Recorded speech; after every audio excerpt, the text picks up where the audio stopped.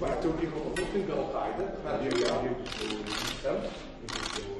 ان شاء الله اذا اعتمدتوها بالامور تبدا السنه مضبوط. هذا توجيه من قبل سنه بتخفف الاختلاف على الناس تكون ان شاء الله تطبيقها بالعالم. يسمح ابراهيم يشتغل على التفاصيل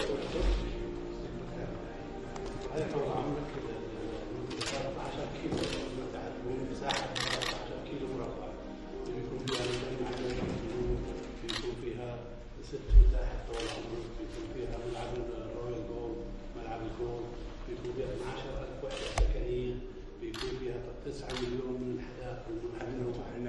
نعم اذا اكتمل ويكون فيها طفله هذا هو ترى على المدينه كلها اللي يستفيد منها على الاقل 6 مليون نسمه مثلا.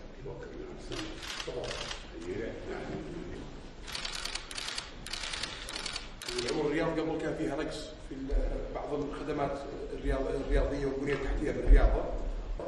هذا ان شاء الله بيكون اطول مسار دراجات، مسار هواة المشاة وهواة الهرولة والخيول وبعض المراكز مواقع. المسار اشكاليه برضه. نعم الله يسلمك.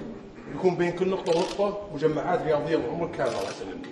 وهذا بيكون نوعي طول عمرك ما في مثله في العالم الله يسلمك. هذا طول عمرك مشروع 1000 عمل فني طول عمرك لمدينه الرياض، وبيكون اثر على المدينه كلها بالكامل، وبيتيح فرص لالاف الفنانين السعوديين الله يطول. يقدر فيها بعض الاماكن في الرياض. نعم القديمه كلها بيحافظ عليها. هذا بالاضافه للقديمه. هذه مبادره الرياض الخضراء، اكثر من 9000 مسجد بيتشجر والاف المدارس الله طول عمرك، وبرضه بيصير في مساهمات للبيوت وتشجيرها والارصفه والشوارع طول عمرك، وبيكون اثرها على البيئه جيده طول عمرك وعلى تخفيف التلوث جيد الله يسلمك، وقد انها تؤثر على درجه الحراره بشكل ايجابي الله يسلمك. نجاح المشاريع في الرياض والعمر يصير نموذج ان شاء الله يطبق في المناطق الثانيه.